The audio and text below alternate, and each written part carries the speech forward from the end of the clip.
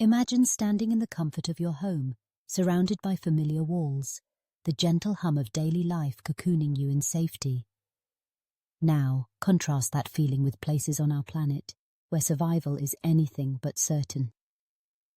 Vast stretches of land and imposing natural features, some crafted by nature, others by human ambition, test the very boundaries of what humans can endure. These are not the places we associate with comfort or safety.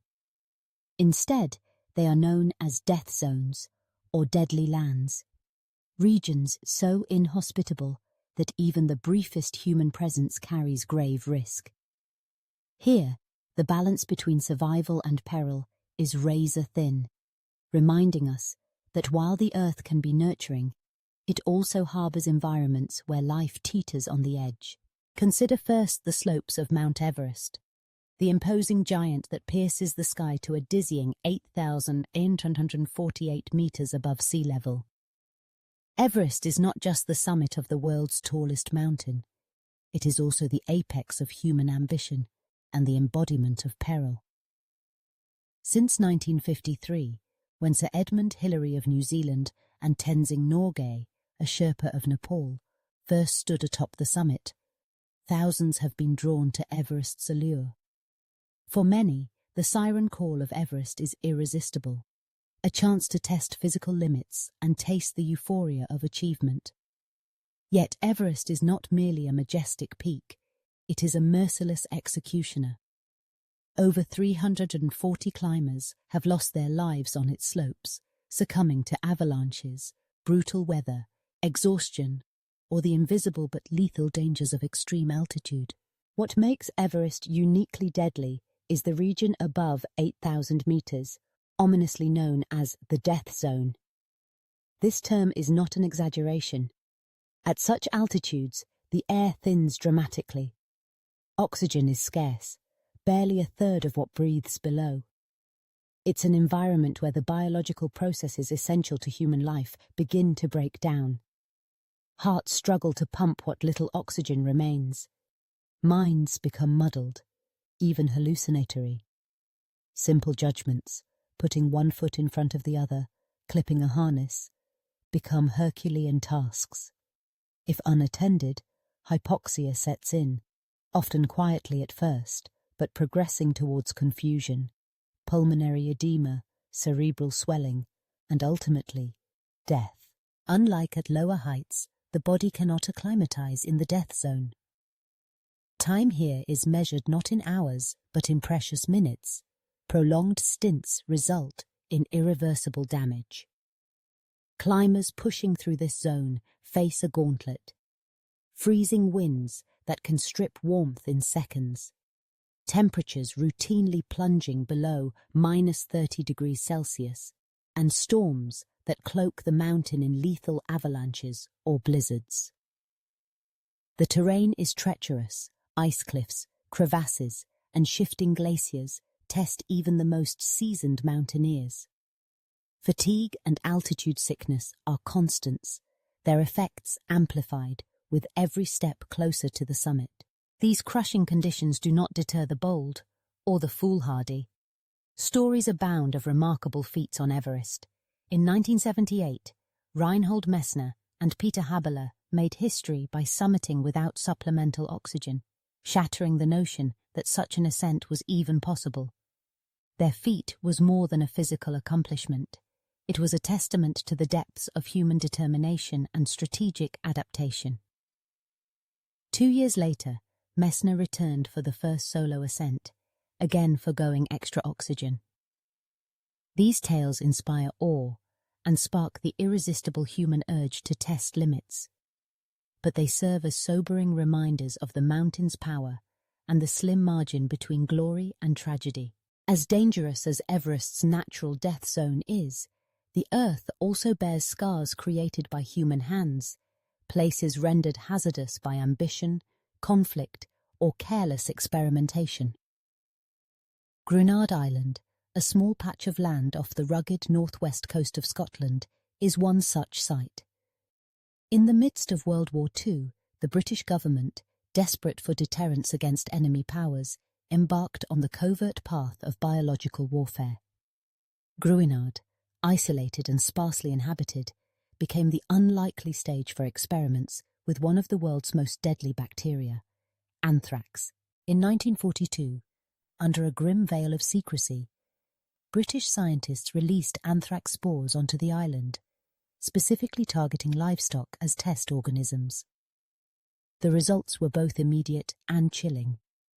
Within days, the test sheep perished, their bodies riddled with deadly spores.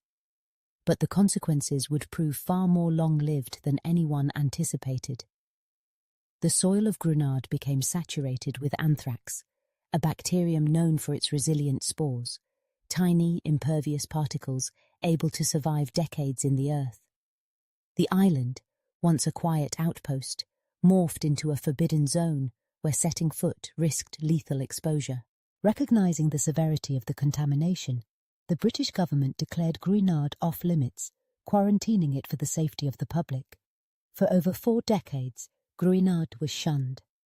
Generations grew up with the knowledge that even the wind over the island might carry death to the mainland. Early attempts at decontamination were fruitless, in many ways illustrating the sinister longevity of certain biological agents. The lesson was clear. In pursuing weapons to counter an enemy, the consequences can echo decades beyond the immediate aims. Public complacency began to wane in the 1980s, when a mysterious activist group, calling themselves Operation Dark Harvest, took matters into their own hands. Harvesting contaminated soil from the island, they deposited samples at various locations around the UK, drawing dramatic attention to the unresolved danger and pressuring the government to act. The audacity of the operation underscored deep public anxiety around the military's use of science and the ethics of biological warfare. It was not until 1986 that meaningful steps were finally taken. The government initiated a painstaking decontamination operation, saturating the island's topsoil with formaldehyde and then excavating contaminated earth. The process was laborious and fraught with uncertainty. By 1990, Gruinard was officially declared safe. The quarantine lifted after nearly 50 years. Today, Gruinard stands as a cautionary tale, a legacy not just of scientific progress, but of moral responsibility. The contamination lingered far longer than anyone predicted, serving as a somber warning of the consequences of unleashing potent biological forces. Across the globe, in the desolate landscape of Central Asia, another man-made death zone waits in eerie silence, Vozrozhdeniya Island.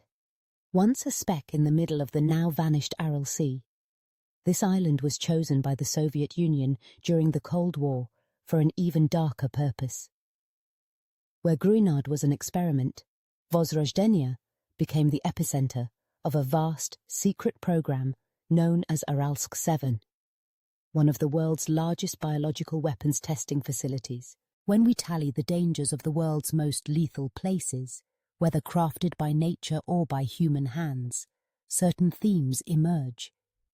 The death zone atop Everest is a product of geology and climate, a place where the body surrenders to physics and biology. Gruinard and Vozrozhdeniya, meanwhile, were conceived from fear and scientific curiosity, transformed into realms so hazardous that life was forcibly banished for decades. Each has exacted a terrible price from those who ventured within, be they mountaineers pursuing glory, researchers advancing human knowledge, or bystanders caught in the crossfire of progress and politics. Yet, intertwined with these tales of loss and danger is the unquenchable spark of human resilience. Climbers who summit Everest without oxygen are not merely challenging a mountain. They are confronting the ultimate limitations of the human body and mind. Scientists who open the history books on Gruinard and Vozrozhdeniya are reminded of the ethical lines that once crossed are hard to redraw. In both cases, the lesson is the same. Ambition unchecked by wisdom can render any place unsafe. Humility before nature and respect for consequence must guide our most daring endeavors. Perhaps the most profound realization drawn from these death zones is just how dependent survival is on balance, environmental, ethical, and technological. Everest's icy, oxygen-starved peaks contrast sharply with the cozy, oxygen-rich lowlands where we live, yet they are, fundamentally, the same planet. The lush Scottish mainland lies just across the water from the once blighted soil of Gruinard. The receding Aral Sea, ravaged by human hands, exposes the bare bones of scientific overreach. In all of these places, the edge between life and death is razor thin, propelled by forces that can be either harnessed for greatness or unleashed with irreversible consequences. Today, the stories of Mount Everest, Gruinard Island, and Vozrojdeniya Island serve not merely as cautionary tales, but as guideposts for the future. They challenge us to respect the limits set by the natural world and to exercise restraint in our scientific endeavors. They remind us that the pursuit of knowledge or glory must be matched by the exercise of responsibility. One cannot help but reflect on the words of climbers or the whispered warnings of those who once worked in forbidden laboratories. In some places, the price of ambition is measured not just in risk, but in lives irrevocably altered, sometimes lost. As we chart the boundaries of the deadliest places on Earth, we learn that these environments are not defined solely by the presence of danger, but by the choices that brought us there or drive us to test their limits. Mount Everest will always be there, silent and immense, daring the next generation to ascend. Gruinard and Vozrojdeniya may one day return to the normalcy of undisturbed land, but their stories endure, reminders that even after the dangers have faded, the lessons remain vital. In the end, the Earth's deadliest places are mirrors, reflecting the best and worst of human nature. They capture the heights of bravery, the depths of folly, and the endless dance between risk, reward, and consequence. Respecting their legacy means remembering the delicate balance between human curiosity and humility.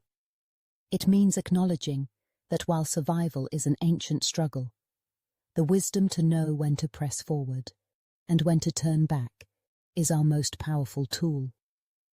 For as long as humans walk the earth, there will be new frontiers to explore, new zones of danger and opportunity. The lessons of Everest, Gruinard, and Vozrojdeniya will always be close behind, guiding each step at the edge of the possible.